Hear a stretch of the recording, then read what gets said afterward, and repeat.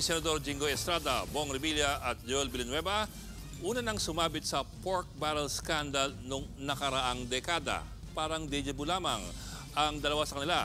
Dati na pong nakulong pero lumaya rin. Ang isa nga sa kanila, 2 beses pang nakulong.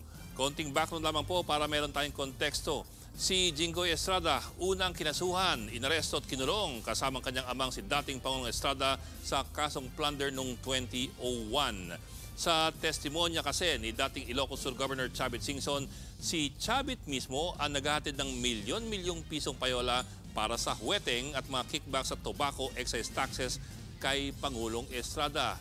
At ang tumatanggap pa raw ng pera mismong si Jinggoy. Katunayan sa testimonya ni Chavit, si Jinggoy pa raw ang bagman at intermediary ni ERA para sa mga koleksyon. Gumulong ang kaso ng 6 na taon at nakulong ang mag-ama, una po sa Veterans Memorial, tapos sa Tanay Rizal. At taong 2007, lumabas ang hatol ng Sandigan Bayan. Si ERAP guilty ng plunder, pero si Jinggoy acquitted dahil kulang daw ang ebidensya. Magtutuos muli si Jinggoy at ang Sandigan Bayan taong 2014. Kinasuhan si Jinggoy at ilan pang senador ng plunder ng pork barrel, yung Priority Development Assistance Fund. Ayon sa Ombudsman, may kuntsabahan si Jinggoy at si Janet Lim Napoles. 183 million pesos na pork barrel ni Jinggoy napunta raw sa mga ghost NGOs ni Janet Lim Napoles, kapalit daw ng 70 million pesos na kickback para sa senador. Nakulong muli si Jinggoy noong 2014 tapos nabigyan po ng piyansa. Enero 2024, na-acquit si Jinggoy sa kasong plunder pero convicted po siya ng 1 count ng bribery at 2 counts ng indirect bribery. Yun lang, inapela niya ang desisyon at nagbago naman ang isip ng Sandigan Bayan. Agosto 2024, makaraan ng ilang buwan, nag-full reversal ang Sandigan Bayan. Hindi na raw sapat pala ang ebidensya na tumanggap si Jinggoy ng suhol. Kaya po ngayon, burado na ang kasong yan pero meron pang 11 graft cases na kinakaharap si Jinggoy. Kakaiba naman po ang kaso ni Senador Bong Revilla. Gaya po ni Jinggoy, sabit siya sa pork barrel scam ni Janet Lim Napoles. 223 million pesos daw ang kanyang pork barrel na pinadaan kay Napoles. Ang kapalit daw ay 124.5 million pesos na kickback. At gaya ni Jinggoy, kulong si Revilla sa PNP Custodial Center. Pero ito po, December 2018, kinonvict ng Sandigan Bayan ang Chief of Staff ni Bong Revilla na si Richard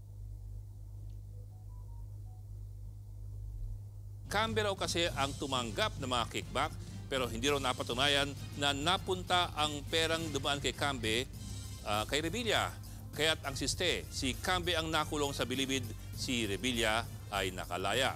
At kalaunan, si Cambe po namatay ng stroke sa bilibid sa kasagsagan ng pandemya. Pero ito po ang problema. Sa desisyon ng Sandigan Bayan noong 2018, sinabi po nito na kailangang ibalik ng mga akusado ang 124.5 million pesos na kanilang kickback sa National Treasury. 124.5 million.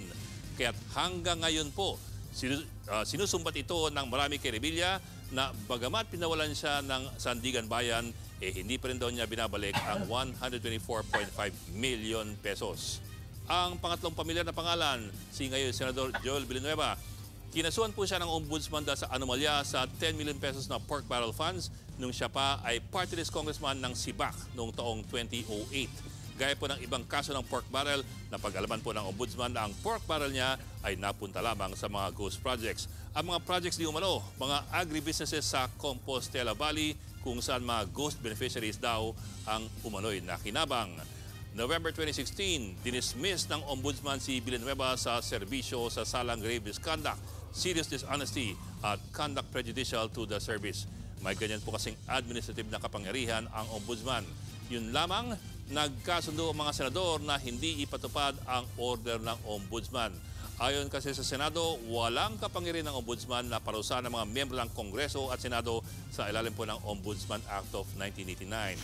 Ang Kongreso lamang daw po ang may karapatan at kapangyarihan na parusahan ang mga miyembro nito. Kaya't ayan po, mala deja vu para sa 3 senador ng Republika. Ang tanong lamang, naulit man ang mga alegasyon at mga paratang, maulit lamang kaya ang mga resulta?